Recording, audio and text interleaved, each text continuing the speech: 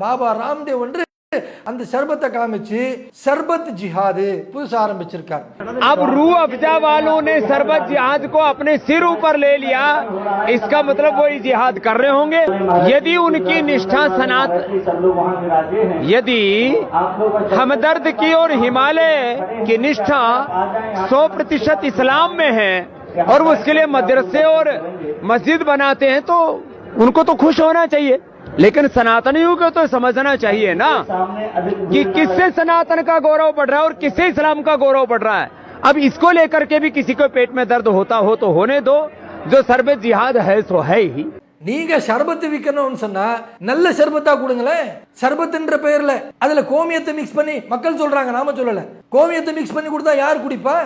மாட்டுடைய சிறுநீர் யார் குடிக்க தயாரா இருப்பா? இந்த சங்கிகளை தவிர.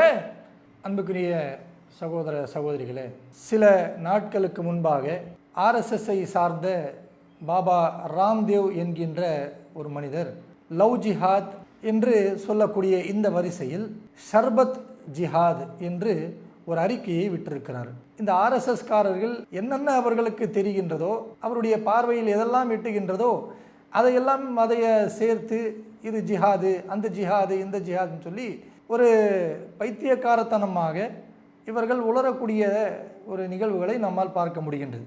அப்போ இந்த ஷர்பத் ஜிஹாத் என்று சொல்லக்கூடியவர் யார்? பாபா ராம்தேவ் என்று சொல்லக்கூடிய ஒரு மனிதர். முதலாவதாக பாபா என்ற பெயர் இவருக்கு மக்கள் கொடுத்த பெயரா என்று கேட்டால் கிடையாது. நம்முடைய இந்து சமுதாய மக்கள், நம்முடைய தொப்புள்குடி உறவுகளாக இருக்கக்கூடிய அந்த மக்கள் இந்த பாபா என்ற பெயரை பெரிய ஒரு மதிக்கக்கூடியதாக இருக்குது.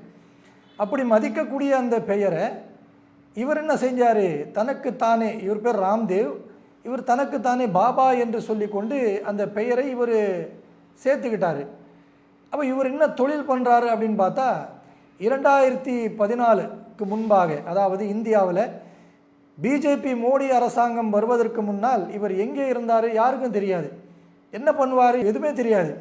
எப்பாச்சும் ஒரு வாட்டி இந்த யோகா பண்ணுறேன் அப்படின்னு சொல்லி அதிலேயே பல சர்ச்சைகளை அவர்கள் சந்திப்பார். பெண்களுக்கு முன்னாடி யோகா செய்கிறேன்னு சொல்லி சரியான உடை, அந்த ட்ரெஸ் இல்லாமல் அரைகுறையாக வந்து மேடையில் நின்று நான் அதை பண்ணுறேன் இதை பண்ணுறேன்னு சொல்லி இப்படியான ஒரு கேவலமான செயல்களை செய்து கொண்டிருந்தவர் தான் இந்த பாபா ராம்தேவ். 2014 இந்த மோடி அரசாங்கம் வந்த பிறகு இவருக்கு எங்கேருந்து பணம் காசு வந்தது, இவர் எப்படி தொழிலதிபர் ஆனார் என்றது இறைவனுக்கு தான் அது வெளிச்சம். இவர் என்ன பண்ணிட்டார்னா, இந்த மோடி அரசாங்கம் வந்த பிறகு ஒரு பெரிய தொழிலதிபர் ஆகிட்டார். திடீர்னு முளைச்சவர். அவர் தொழிலதிபர் என்ன தொழில் செய்கிறாருன்னு பார்த்தா, பதாஞ்சலி என்று சொல்லக்கூடிய ஒரு நிறுவனம் உருவாக்கியிருக்கிறார். ஜூஸு, ஷாம்பு, சோப்பு, இந்த மாதிரியான ப்ராடக்ட் எல்லாம் தயார் பண்ணி அவங்களே தயார் பண்ணி, ஒவ்வொரு கம்பெனி இருக்குதுன்னு சொன்னால் ஹிந்துஸ்தான் லிவர் கம்பெனி இருக்குது, டாட்டா இருக்குது, இவங்கெல்லாம் என்ன பண்ணுவாங்க, ஓனாக கண்டுபிடிச்சி அந்த ஒரு சோப்பு ரெடி பண்ணணும்னா சோப்பு தயார் பண்ணுவாங்க, ஷாம்பு தயார் பண்ணுவாங்க, அப்படி பண்ணுவாங்க. இவர் என்ன பண்ணுறாருன்னா, 2014 மோடி அரசாங்கம் வந்த பிறகு திடீர்னு ஒரு பதாஞ்சலி அப்படின்னு சொல்லி ஒரு கம்பெனி இன்ட்ரோடக்ஷன் பண்ணி ஆரம்பித்து ஊருக்குள்ளே யார் யார் என்னென்ன பொருள் விற்கிறாங்களோ அந்த பொருளெல்லாம் இவர் வாங்கி இவருடைய பதாஞ்சலியுடைய அந்த கவர் போட்டு நான் தான் தயாரிக்கிறேன் அப்படி சொல்லி இந்த பொருளெல்லாம் இந்தியாவில் விற்பனை செய்யக்கூடிய ஒரு நிலையை உருவாக்கினார். மக்கள் மத்தியில் நல்ல விற்பனை ஆகணும் அப்படின்றக்காக அப்பப்போ ஏதாச்சும் ஒன்று சொல்லி சர்ச்சைக்குரிய ஒரு நிலையில் இவர் மாட்டி முழிப்பார். பல இடங்களில் பல சர்ச்சைக்குரிய அந்த பேசக்கூடிய அந்த பேச்சில் பார்த்தீங்கன்னு சொன்னால், இவருடைய கம்பெனி விளம்பரத்துக்காக பேசக்கூடிய அந்த பேச்சில் நீதிமன்றங்களை இவரை வந்து என்ன செஞ்சுருக்காங்க, கண்டிச்சிருக்காங்க. இப்படி உதாரணத்துக்கு நம்ம பார்த்தோம் சொன்னால், கொரோனாவுடைய காலத்தை மக்கள் யாருமே மறக்க முடியாது. கொரோனா காலம் என்பது மக்கள் தவித்து கொண்டிருக்கக்கூடிய காலம். அந்த நேரத்தில் ஆரம்ப காலகட்டத்தில் கொரோனாவுக்கு என்ன மருந்து, இது என்ன நோயின்னு தெரியாமல் எல்லாருமே வீட்டுக்குள்ளே முடங்கி இருக்கக்கூடிய நேரம். அந்த நேரத்தில் இவர் வந்து என்ன பண்ணுறாரு சொன்னால், நான் ஒரு மருந்தை கண்டுபிடிச்சிட்டேன், இந்த மருந்தை பயன்படுத்தினா, பதாஞ்சலி கண்டுபிடிச்ச அந்த மருந்தை நீங்கள் எடுத்தீங்கன்னு சொன்னால் உங்களுக்கு கொரோனா வராது, இருக்கிற கொரோனா போயிடும் அப்படின்னு சொல்லி ஒரு சர்ச்சைக்குரிய எந்த ஒரு மருந்தையும் கண்டுபிடிக்கலை.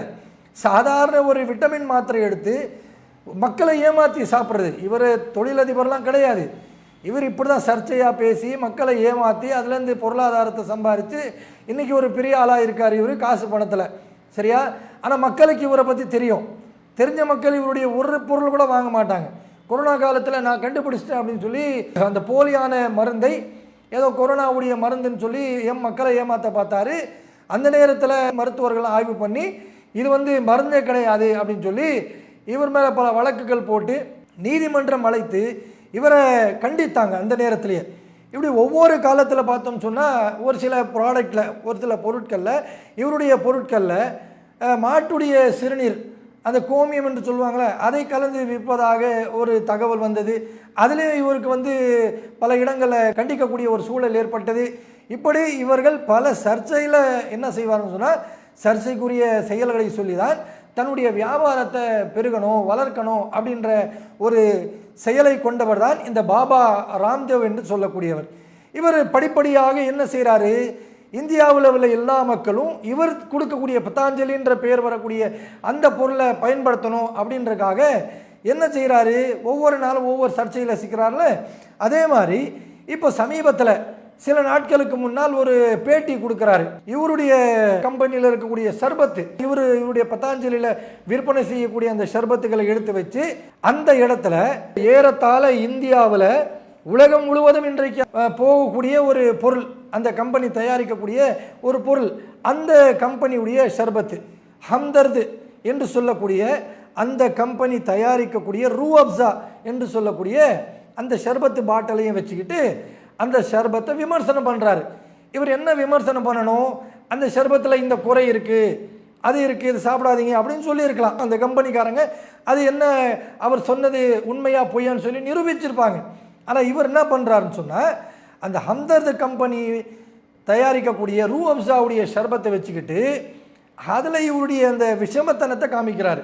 प्रहार जहर, दूसरी तरफ शरबत के नाम पर एक कंपनी है जो शरबत तो देती है, लेकिन वो शरबत से जो पैसा मिलता है उससे मदरसे और मस्जिदें बनवाती है। ठीक है, उनका मजहब है, लेकिन आप यदि वो शरबत पिएंगे तो मस्जिद और मदरसे बनेंगे। और पतंजलि का गुलाब का शरबत पीते हैं आप, ये शरबत पिएंगे आप तो गुरुकुल बनेंगे, आचार्य कुलम बनेगा, पतंजलि विश्वविद्यालय, भारतीय शिक्षा बोर्ड आगे बढ़ेगा। इसलिए मैं कहता हूँ ये शरबत जिहाद भी, जैसे लव जिहाद वोट जिहाद चल रहा है ना, ऐसे शरबत जिहाद भी चल रहा है। तो लो, आपको इस शरबत जिहाद से बचाना है तो सब तक ये என்ன எப்படி காமிக்கிறாரு, ஹம்தர்து கம்பெனி என்பது ஒரு முஸ்லீமுடைய கம்பெனி. அது ஏறத்தாழ இந்தியாவை தாண்டி இருக்கக்கூடிய பெரும்பான்மையான மக்களுக்கு தெரிஞ்ச விஷயம். ஏன்னு சொன்னால் அவங்க ரூ அப்சா மட்டும் தயாரிக்கலை, பல மனிதர்களுக்கு நல்ல ஒரு பயனளிக்கக்கூடிய பொருட்களை எல்லாம் அவங்க தயாரித்து கொடுத்துட்ருக்காங்க. 110 ஆண்டுகளாக இந்தியாவை தாண்டி இந்த பொருட்களை எல்லாம் அவங்க தயாரித்து கொடுத்துட்ருக்காங்க. எல்லாமே இந்தியாவுடைய மருத்துவ குழு, உணவு பாதுகாப்பு குழு, இவங்க எல்லாமே அவங்களுடைய சர்டிஃபிகேட், அவங்க இதெல்லாம் சிறந்த பொருள் தான் அப்படின்னு சொல்லி ISI மார்க்கு கொடுத்து அந்த பொருள் எல்லாம் விற்கப்படுது. அப்போ இந்த பொருள் மேலே ஒரு குற்றச்சாட்டு வைக்கிறார் இந்த பாபா ராம்தேவ் அவர்கள். தவறாக இருக்குது, இதில் இப்படி கலந்துருக்காங்க அதை சொல்லலை. எடுத்த உடனே அந்த ரூ அப்சா முஸ்லீமுடைய கம்பெனி இல்லையா, அதனால் இவருடைய விஷமத்தனத்தை கக்கிறாரு. எப்படி கக்கிறாருன்னு சொன்னால் அந்த ரூ அப்சாவை எடுத்து காமிச்சு சொல்கிறாரு, இது ஷர்பத் ஜிஹாத்.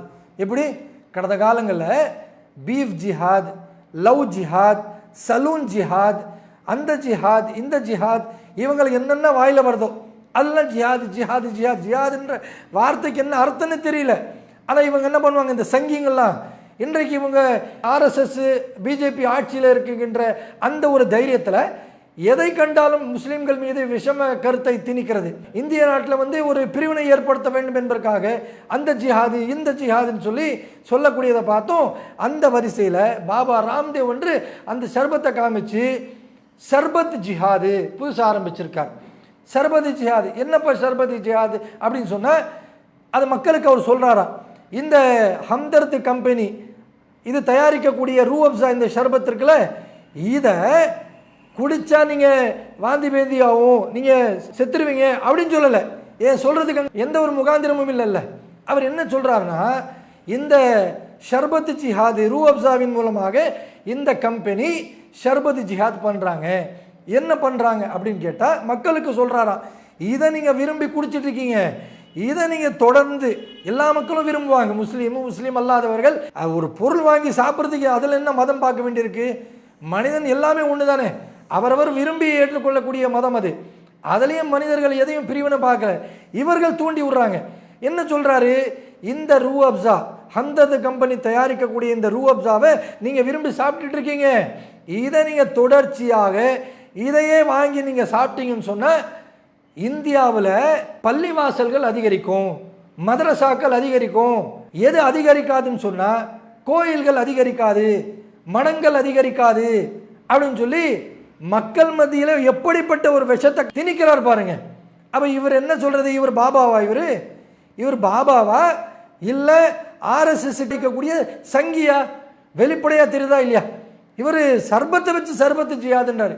சரிப்பா, சர்பத்து செய்யாதுன்னா அதில் என்ன தவறான பொருள் கலந்திருக்கு சொல்ல, அது சொல்லலை இல்லையா? அதில் இவர் என்ன உடனே மக்கள் மத்தியில் சொல்லக்கூடிய வார்த்தை என்ன, இந்த சர்பத்தை நீங்கள் வாங்கி கொடுத்தா என்ன சொல்ல வராரு, இந்த கம்பெனி தயாரிக்கக்கூடிய சர்பத்தை நீங்கள் வாங்கி கொடுத்தீங்கன்னா அவங்களுக்கு வியாபாரம் அதிகரிக்குது, அந்த பணத்தின் மூலமாக பள்ளிவாசலுக்கு கொடுப்பாங்க, அந்த பள்ளிவாசல் அதிகரிக்கும், மதரசாவுக்கு கொடுப்பாங்க, மதரசா அதிகரிக்கும். அதிகரித்தா உனக்கு என்னப்பா பிரச்சனை? மதரசாவும் பள்ளிவாசலும் அதிகரித்தால் பாபா ராம்தேவுக்கு என்ன பிரச்சனைன்னு கேட்குறோம். முஸ்லீம்கள் பள்ளிவாசல் அதிகரிக்கிறதுனால உங்களுக்கு என்ன நஷ்டம்? எங்கள் பள்ளிவாசல் தான் பாபர் மசீது இடிக்கப்பட்டது, நாம தான் உங்களுக்கு கொடுத்துருக்கோம் இடத்த, எங்கள் நிலத்தை தான் நீங்கள் பிடிங்கிட்டீங்க. அப்படி ஏதாச்சும் ஒரு வரலாறு காண முடியுமா?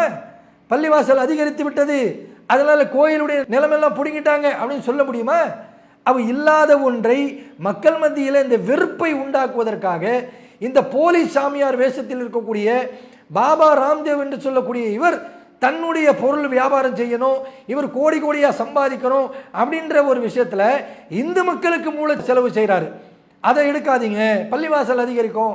ஏப்பா பள்ளிவாசல் அதிகரிக்கும், மதரசா அதிகரிக்கும்னு சொல்றிய, ஹம்தர்துடைய அந்த ரூ அப்சா வாங்கி குடிச்சா வியாபாரம் பெருகும்னு சொல்றியப்பா. அந்த ஹம்தர்த் கம்பெனி இந்த ரூ அப்சா பல பொருட்கள் தயாரிக்கிறாங்களே, அந்த கம்பெனியுடைய ஓனர் ஒரு முஸ்லீம் தான். ஆனால் அவர் சம்பாதிக்கக்கூடிய சம்பாதியத்தில் அவர் என்னென்ன செய்கிறார் அதை நீ பார்த்தியா? அது மக்களிடத்தில் சொன்னியா? யோசிச்சு பாருங்களேன். நமிதா தபஹார் என்று சொல்லக்கூடிய ஒரு பெண்மணி, அவங்க சினிமா நடிகை போல இருக்கு. அவங்க ஒரு ட்வீட் பண்ணுறாங்க. என்ன ட்வீட் பண்ணுறாங்க? இந்த ஹம்தர்துடைய அந்த வரலாற்றை எடுத்து போடுறாங்க. அவங்க சம்பாதிக்கக்கூடிய அந்த வருமானம் இருக்கல, அந்த லாபத்தில், அந்த கம்பெனியின் மூலமாக எடுக்கக்கூடிய லாபத்தில் இந்த நமிதா என்பவர் முஸ்லீம் கிடையாது, அவங்களும் மாற்று மதத்தில் இருக்கக்கூடிய ஒரு சகோதரி. அவங்க என்ன செய்கிறாங்க, நியாயமாக பேசுகிறாங்க, நடுநிலையாக இருக்காங்க, கரெக்டாக செய்தி கொண்டு போய் சேர்க்குறாங்க பாருங்க. அவங்க ஒரு டெக்ஸ்ட்டை போடுறாங்க, ஒரு இமேஜை போடுறாங்க.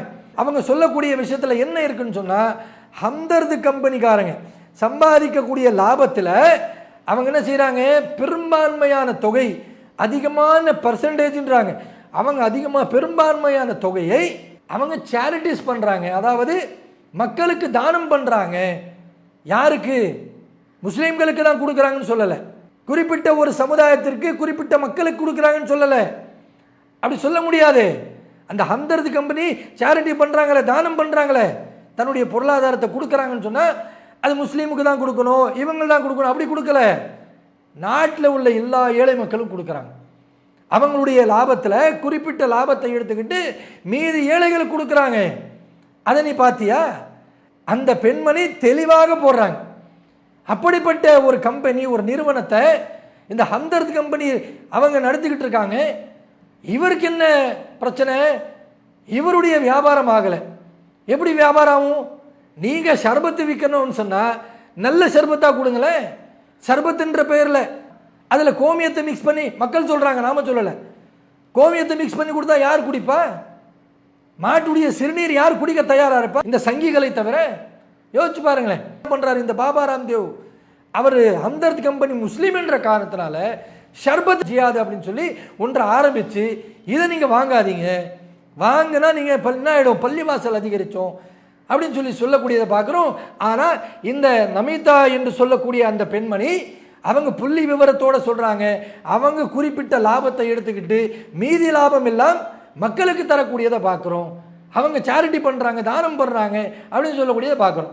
அப்போ நாம் இந்த தகவல் எதற்காக சொல்கிறோம்னு சொன்னால், இந்த செய்தியும் சிந்தனையும் இஸ்லாமிய மக்கள் மட்டும் பார்க்கல, நம்முடைய உறவுகளாக இருக்கக்கூடிய, தொப்பல்குடி உறவுகளாக இருக்கக்கூடிய இந்து மக்கள், கிறிஸ்தவ மக்கள், ஜெயினர்கள், சீக்கியர்கள், பௌத்தர்கள் எல்லாருமே பார்க்குறாங்க.